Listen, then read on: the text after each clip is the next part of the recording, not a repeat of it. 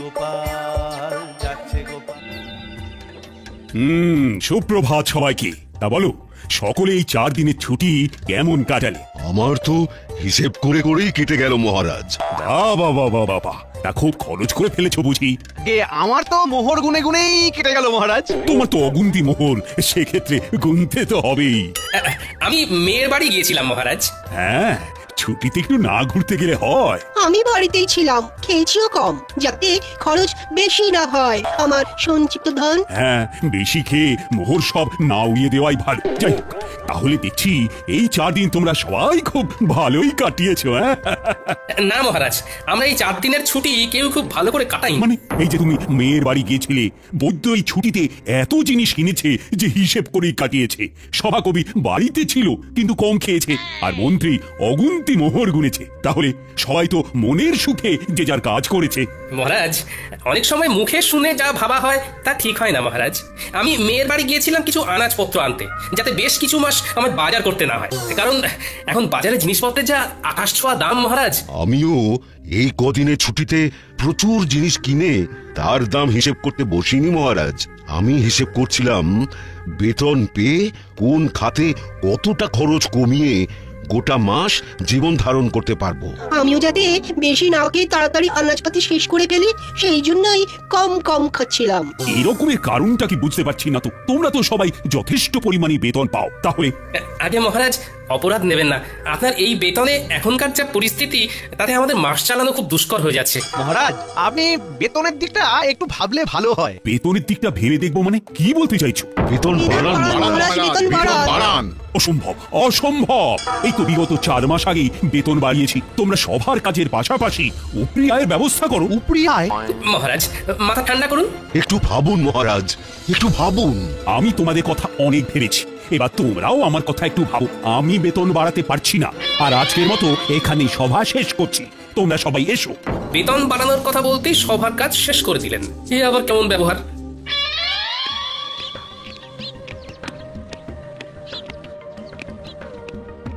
কি মহারাজ, আপনি এখন এই অসময়ে? হ্যাঁ, চলে এলাম আর কি। সবাই একটু গন্ডগোল হয়েছে। তারা বেতন বাড়াতে বলছে রানী, যা বেতন পাচ্ছে তাতে নাকি জিনিসপত্রের বাজারে যে আকাশ ছোঁয়া দাম তাতে হচ্ছে না। আপনি কি বলেছেন শুনি? আমি বলে দিয়েছি বেতন বাড়ানো এখন অসম্ভব।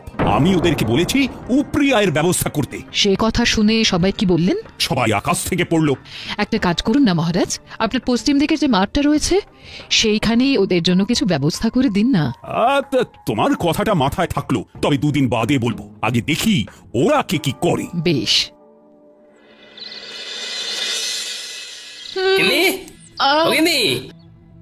বলো। কি গগিন্নি, তুমি শুয়ে আছো? শরীর খুব খারাপ নাকি? দেখি দেখি। হেমা, তোমার গা তো জ্বরে পুড়ে যাচ্ছে। কিছু খাওনি নাকি? আমি উঠতে পারছি না। আজকে রান্নাটা যে কি করে করবো বুঝতে পারছি না গো। রান্না নিয়ে কিছু ভেবো না, আমি করে নিচ্ছি। তুমি শুধু চুপটি করে শুয়ে থাকো দেখি। না, সে কি করে হয়? তোমার এসব রাধা বাড়া অভ্যেস নেই। আরে তোমারও কি জন্ম থেকেই স্বামীর সাথে ঘর করার অভ্যেস ছিল? হ্যাঁ, সেই তো আমার সাথে বিয়ের পরে অভ্যেসটা হয়েছে। আমার কথা আলাদা, আমি মেয়ে মানুষ। বারে বা, বেটা ছেলে বলে কি রান্নার অভ্যেস তাও আবার কদিনের জন্য হবে না? এইসব একদম বাজে কথা গিন্নি। তাও আমার খারাপ লাগবে। তুমি এখন থামো তো গিন্নি। শোনো, আমি এই কদিন রাঁধবো, আর তুমি শুধু গ্যাট হয়ে খাটের উপর বসে খাবে, বিশ্রাম নেবে। তুমি শুধু আমি রান্নাটা কেমন করি সেটা দেখো।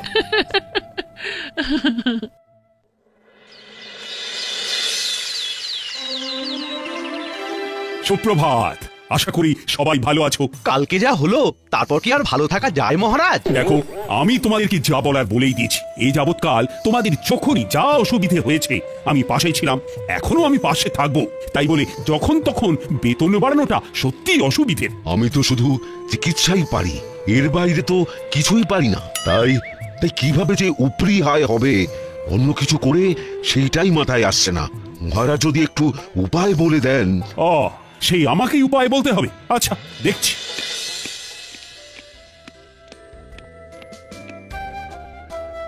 মহারাজ বলছি কি। সুপ্রভাত রানীমা। সুপ্রভাত। আশা করি সকলে ভালো আছেন। ভালো নেই, খুব সমস্যায় আছি রানীমা। তা আজকে গোপাল আসেনি কেন? তাই তো, তালে গড়ে খেয়ালই নেই। আগে মহারাজ, আমি এসেছি। কি গোপাল, এত দেরি হলো যে? তোমার শরীর ঠিক আছে তো? আমার শরীর তো ঠিক আছে, কিন্তু কিন্তু আমার গিন্নির শরীর ভালো নেই, তাই ঘরের কিছু কাজ সামলে রান্না করে আসতে গিয়ে দেরি হয়ে গেল।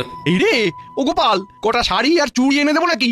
গোপাল, তাহলে সুগৃহিণী দক্ষ রাঁধুনি হয়ে গেলে নাকি? দরকার পড়লে যদি হই তাতে মন্দ কি বলুন? সকলে চুপ করুন, বরং আপনারা গোপালকে দেখে শিখুন। সে স্ত্রীর শরীর খারাপে নিজে এগিয়ে এসেছে, স্ত্রীর কষ্টটা বুঝেছে। ঠিকই তো, না কষ্ট বুঝলে হয়। এই বৈদ্যমশাই, আপনি আজই গোপালের বাড়ি গিয়ে ওনার স্ত্রীকে দেখে আসবেন। গোপাল, সত্যি তোমার তুলনা হয় না। থাক, অমন মেয়ে মানুষের কাজ করে আমার সুখ্যাতি পাওয়ার দরকার নেই।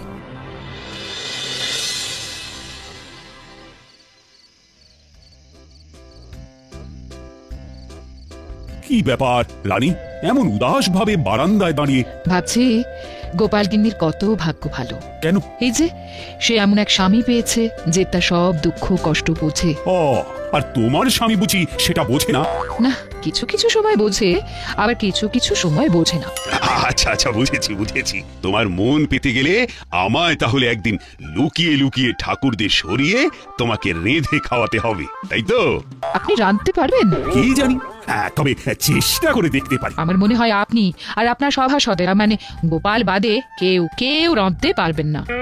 এত বড় অপবাদ দিও না রানী। গোপাল ছাড়াও আর বাকিদের ভিতরে কেউ না কেউ নিশ্চয়ই রাঁধতে পারে। বলছেন? আচ্ছা, একটা কাজ করলে কেমন হয়? কাজ? কি কাজ? আপনাকে ওই দিন বলছিলাম না, আপনার পশ্চিম দিকের মাঠটায় ওদের কিছু একটা উপরি আয়ের জন্য ব্যবস্থা করে দিন। হ্যাঁ, তার সাথে এর কি সম্পর্ক? শুনুন, আপনি আপনার সভাসদদের বলুন তারা ওই মাঠটায় নিজের ইচ্ছে মতো তৈরি করা খাবারের দোকান ওই বিকেল বেলার দিক থেকে রাত্রিবেলা পর্যন্ত দিতে পারেন। তাতে কি লাভ হবে? তাতে এনাদের উপরি আয়ও হবে। সবার কাজ শেষ করে তারা অনায়াসে খাবার দোকান খুলে খাবার বিক্রি করতেই পারবেন। হ্যাঁ, দারুণ বলেছে তো। আচ্ছা, তাই খাবারগুলো কি সভাসদেরই বানাতে হবে? এমন কোনো কথা আছে কি? মানে যেহেতু তুমি তখন ওই রান্নার প্রসঙ্গ তুলেছিলে, তাই জিজ্ঞাসা করছি। সেই খাবারগুলো সভাসদেরই বানাতে হবে এমন তো কোনো বাধ্যবাধকতা নেই। তারা চাইলে তাদের স্ত্রী বা বাইরের কারো সাহায্য নিতেই পারেন। তবে যারা নিজের হাতে খাবার বানিয়ে বিক্রি করবেন তাদেরকে পুরস্কার হিসেবে 2 থলি করে মোহর দেওয়া হবে। রানী, তোমার প্রস্তাবটাকে আরেকটু পরিবর্তন করে দিই। সভাসদের এমন বলি, বেশ কিছুদিন ব্যাপী পশ্চিম দিকে বড় মাঠটায় একটা ভোজন মেলার আয়োজন করতে চাই। তাই আমার ইচ্ছে, আমার সভাসদেরা এই ভোজন মেলায় হরেক রকম খাবারের পসরা নিয়ে খাবারের দোকান দিক। তার মধ্যে যে সভাসদেরা নিজের হাতে রান্না করবে তারা প্রত্যেকে পুরস্কার বাবদ 2 থলি করে মোহর পাবে, এবং যে সভাসদের খাবারের দোকানে সব থেকে বেশি বিক্রি হবে সে পুরস্কার স্বরূপ 5000টা মোহর পুরস্কার পাবে। অতীব উত্তম। শুধু শুধু উপরি আয়ের জন্য ওনারা সবাই খাবারের দোকান খুলতে রাজি নাও হতে পারেন, তার থেকে পুরস্কারের কথা বলে মেলায় খাবারের দোকান খোলার প্রস্তাব দেওয়াটা একদম উপযুক্ত। আপনি কালকেই ঘোষণা করে দিন মহারাজ। ভাবছি আমিও যদি দোকান দিই তাহলে আমাকে পুরস্কার দেবে বলো তো রানী? তা আমি কি জানি।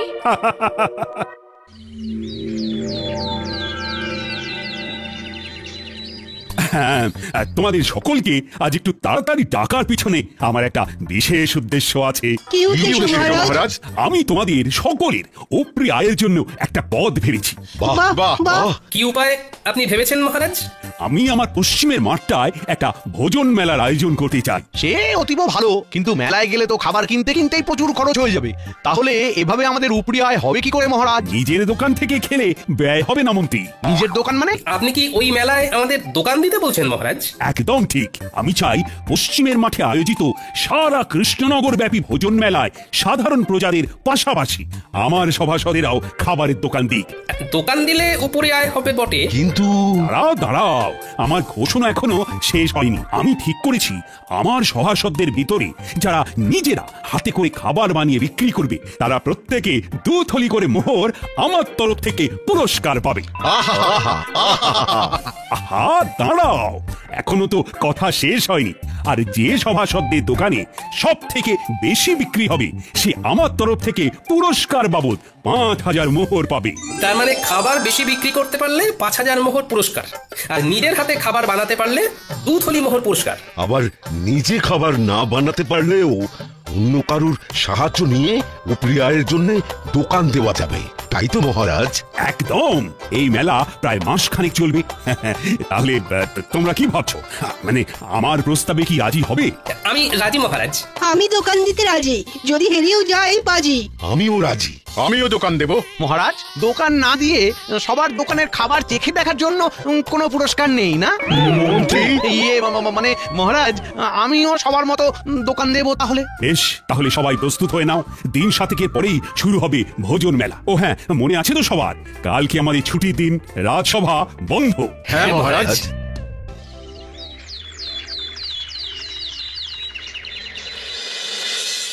গিন্নি, ও গিন্নি, আরে ও গিন্নি, শোনো না। হ্যাঁ, তাহলে তাহলে তুমি বলছো আমি বেশ ভালো করেই জিলিপি, অমৃতি, গজা এসব বানাতে পারবো না? হ্যাঁ, খুব খুব ভালো করে পারবে।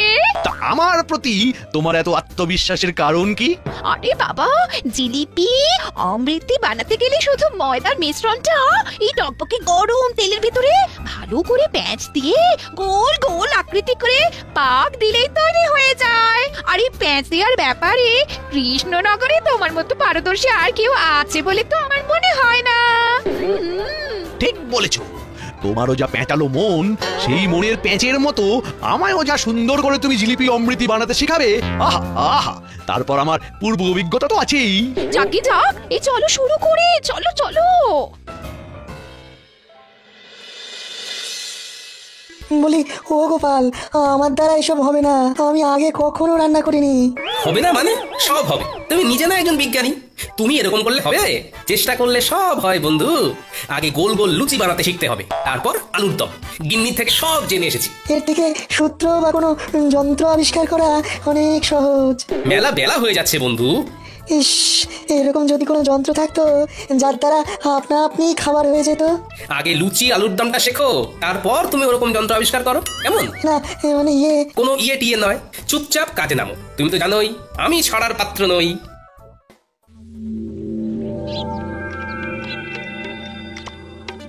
কি হে বন্ধু, কি খবর? বিজ্ঞানী কি রান্না করেছে জব্বর? শিখিয়ে তো এলাম তাকে, একদম ফল পাওয়া যাবে ভোজন মেলায় হাতে নাতে। আহা, কি দারুণ ছন্দ! দেখো তো কেমন বেরোচ্ছে ঘুগনির গন্ধ। কি দারুণ গন্ধ! তা সভা কবি, তুমি কি রাঁধতে পারো? হ্যাঁ, আমি রাঁধতে পারি, তাতে নেই কোনো সংশয়।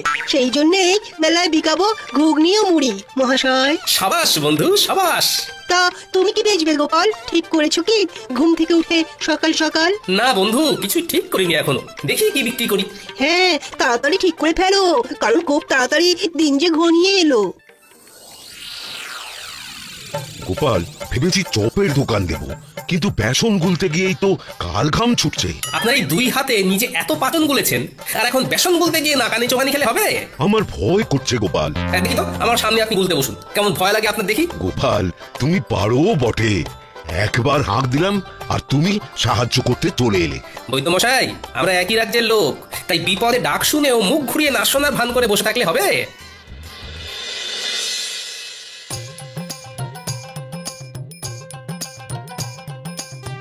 হ্যাঁ গো, এলে? হ্যাঁ হ্যাঁ, মোটামুটি সবার বাড়ি একবার করে ঢু দিয়ে এলাম, বুঝলে গিন্নি। দেখলাম মোটামুটি সবাই একদম জোর কদমে রান্নার প্রস্তুতি নিচ্ছে। তা তুমি কি বানাবে কিছু ঠিক করলে? এমনিতে বাড়ির রান্না তো বেশ ভালোই করছো। সেটাই তো এখনো ঠিক করে উঠতে পারিনি। সবাই মোটামুটি সেই গকে ধরা রান্নাই করছে। না, আমায় একটু অন্যরকম কিছু ভাবতে হবে।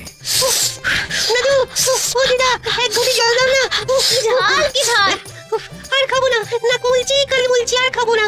উফ, বাপরে বাপ। দাঁড়া দি, কিন্তু কি খেয়েছিস বলতো? ফুচকা। আমার বাবা শহরে গিয়েছিল, তাই ফেরার পথে ওখান থেকে এনেছিল ঝাল ঝাল ফুচকা। জানো তো দাদু, এখানকার কেউই ফুচকার তেমন নাম শোনেনি। গিন্নি, ও গিন্নি, ফুচকার দোকান দিলে কেমন হয়? খুবই ভালো হয়। সেইবারে খুকির বাড়িতে গিয়ে খেলাম, শহর থেকে জামাই এনেছিল, অসাধারণ। কিন্তু তুমি কিভাবে বানাই শিখবে কি করে? এখনো হাতে 4-5 দিন সময় আছে গিন্নি, শহরে গিয়ে শিখে আসবো কালকে, তারপর ভোজন মেলায় ফুচকা বিক্রি করবো। আহা, শুধু খাবারের মেলায় কেন, গোটা কৃষ্ণনগরে তুমি বিক্রি করবে। এখানকার কেউ জানেই না ওই ফুচকার নাম। ভালো লাগলে না, এই প্রচুর প্রচুর বিক্রি হবে। তা ঠিক, আর মহারাজ এটাও বলেননি যে খাবার শুধু ভোজন মেলাতেই বিক্রি করতে হবে। আমি কিছুক্ষণ দোকানে থেকে ফুচকা তৈরি করে ঠেলা গাড়ি নিয়ে ফুচকা বিকোতে বেরিয়ে যাব। তারপর তুমি আর ন্যাপলা, পুঁটি, গুলটে দোকান সামলাবে। দাদু, তুমি চিন্তা করো না, আমরা সব সামলে নেব। দারুণ দারুণ জিনিস খাওয়ালে গোপাল, অপূর্ব স্বাদ। পুরটা খাসাও মেখেছো গোপাল। শুভেচ্ছা বন্ধু, একদম অন্য ধরনের জিনিস খাওয়ানোর জন্য। আর অসংখ্য ধন্যবাদ আমাকে লুচি আলুর দম শিখিয়ে দেওয়ার জন্য। আরে ধুর, কি যে বলো, তা বিক্রি কেমন হচ্ছে? আমার দোকানেও মন্দ নয়। আমার দোকানেও তোমার কল্যাণে বেশ ভালোই বিক্রি হচ্ছে। বাহ, শুনে ভালো লাগলো। হ্যাঁ গো, আর দেরি করো না, ফুচকার ঠেলাটা নিয়ে গুলটিকে সঙ্গে করে নিয়ে রওনা দাও, আমরা দোকান সামলে নিচ্ছি। হ্যাঁ ঠিক বলেছো গিন্নি। এই গুলটে, চল চল চল। ফুচকা নেবে গো, ফুচকা। ভোজন মেলায় গোপালের বিখ্যাত ফুচকা। এক মোহরে 7টা, খেয়ে যাও এক মোহরে 7টা। ফুচকাটা আবার কি? হ্যাঁ, আমি বুঝেছি ফুচকা কি। তাও আবার খাবারের মেলায় গোপালের বিখ্যাত ফুচকা। চল খেয়ে দেখবি, চল বাকি দুটো রাখ। তো ভালো খেতে আরো দিন আমায় ফুচকা দিন। দাদু, মন বলছে এই এক ঠেলা গাড়ি ফুচকা না নিমেষেই শেষ হয়ে যাবে। দেখে নিও দাদু, তুমি হবে সেরা বিক্রেতা। দূর পাগলা, সেরা বিক্রেতা না, সর্বোচ্চ বিক্রেতা। দুটো একসাথে বললেও কিন্তু মন্দ লাগবে না।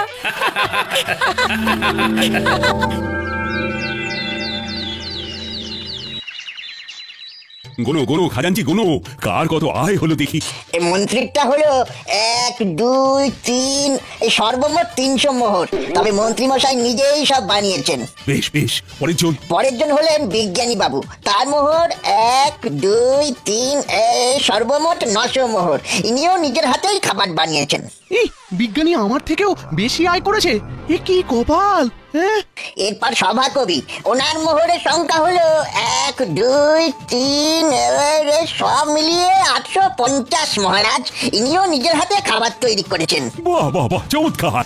তারপর এরপর বৈদ্যমশাই, ওনার মোহর হলো 1 2 3, 600 মোহর মহারাজ। ইনিও নিজেই চপ বানিয়েছেন। এরপর গোপাল, মোহর হলো 1 2 3, 7,000 মোহর মহারাজ। ওরে বাবা, সাবাস গোপাল, সাবাস, তুমি বিজেতা। এই ফলাফল মানি না, কারণ গোপাল শুধু ভোজন মেলায় নয়, সারা গ্রাম সারা রাজ্য ফুচকা বিক্রি করেছে। মন্ত্রী মশাই, মহারাজ শুধু বলেছিলেন ভোজন মেলায় খাবারের দোকান দিতে। উনি এর পাশাপাশি এরকম কিছু বলেননি যে সেই খাবার কেবলমাত্র ওই মেলা ছাড়া মেলার বাইরে কোনোভাবেই বিক্রি করা যাবে না। তাই আমি আমার ফুচকার বিক্রি বাড়ানোর জন্য মেলা ছাড়াও মেলার বাইরে এই রাজ্যের অন্যান্য গ্রামেও বিক্রি করেছি। সুতরাং আমি জানি আমি কোনো অন্যায় বা অসততার কাজ করিনি। আমি গোপালের এই যুক্তিকে খণ্ডাতে পারবো না, কারণ গোপাল একদম অকাট্য যুক্তি দিয়েছে। ধন্যবাদ গোপাল, তুমি আরেকবার আমাদের চোখ খুলে দেখিয়ে দিয়েছো যে কিভাবে সততার সাথে পরিশ্রম করে নিজের আয় বাড়ানো যায়, কিভাবে বুদ্ধি খাটিয়ে কোনো নতুন জিনিসকে সবার সামনে তুলে ধরা যায়। সেই জন্যই তো গোপাল আমাদের সবার থেকে আলাদা। নাও আনো এবার পুরস্কারটা, তার সাথে সবাই মিলে বলো গোপাল আমাদের সেরা, তাই ধন্য হয়েছি মোরা। গোপাল আমাদের সেরা, তাই ধন্য হয়েছি মোরা। সাবস্ক্রাইব করুন, ক্লিক করুন বেল আইকন।